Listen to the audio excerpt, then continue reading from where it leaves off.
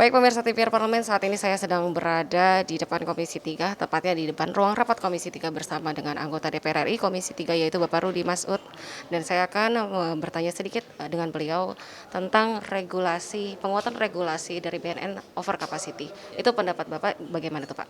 Ya, makasih ya Mbak ya. Selamat pagi, Assalamualaikum warahmatullahi wabarakatuh. Berkaitan dengan regulasi, kebetulan hari ini kita lagi melaksanakan kegiatan eh, pembahasan undang-undang berkaitan dengan Undang-Undang Narkotika tahun nomor 35 tahun 2009 yang insya Allah ini akan ditingkatkan dibawa ke tahapan selanjutnya untuk dibahas menjadi rancangan undang-undang bagaimana tentang keadilan di tengah-tengah masyarakat antara pengguna narkotika, penyalahgunaan narkotika, dan bandar tentang narkotika. Ini yang sementara dibahas untuk berkaitan dengan keadilannya. Karena saat ini tidak ada undang-undang yang mengatur tentang pemakai penyalahgunaan peredaran gelap narkotika dengan bandarnya. Nah, ini yang sementara proses yang akan dibawa ke tahapan selanjutnya untuk bisa menjadikan undang-undang berikutnya agar menjadi pertama adalah bukan hanya menjadi rujukan tetapi adalah sebagai menjadi hukum yang akan berlaku di tengah-tengah masyarakat ini yang berprinsip kepada keadilan.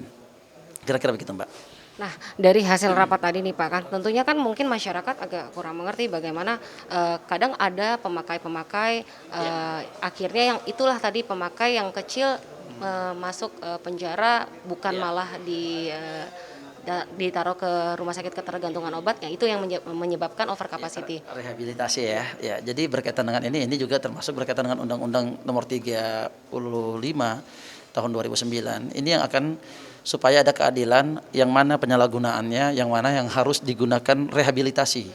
Jadi tidak mesti harus di penjara, tetapi lebih pendekatannya adalah restoratif justice. Itu yang lebih diarahkannya ke sana, jadi bahwa pidana penjara itu tidak menyelesaikan masalah, malah menambah permasalahan. Salah satunya adalah over capacity, overpopulasi, ini yang akan menjadi beban kepada negara.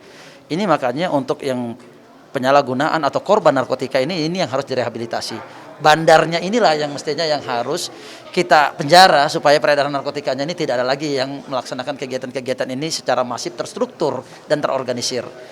Intinya bahwa korban narkotika, penyalahgunaan narkotika wajib kita untuk melaksanakan rehabilitasi. Intinya begitu. Satu pertanyaan terakhir nih Pak, untuk dari DPR sendiri apakah ada pusat pengaduan atau pencegahan yang memang bisa menampung untuk para korban-korban itu tidak terjerumus lebih lanjut lagi? Ya, ini tentunya menjadi program, tidak hanya menjadi program aparatur penegak hukum saja, terkhusus lagi BNN, tapi buat seluruh warga Indonesia harus sadar bahwa bahayanya tentang akan narkotika. Memang perlu yang namanya sosialisasi, penyuluhan tentang bahaya daripada narkoba ini yang saat ini menjadi sangat darurat untuk di Indonesia. Karena kenapa?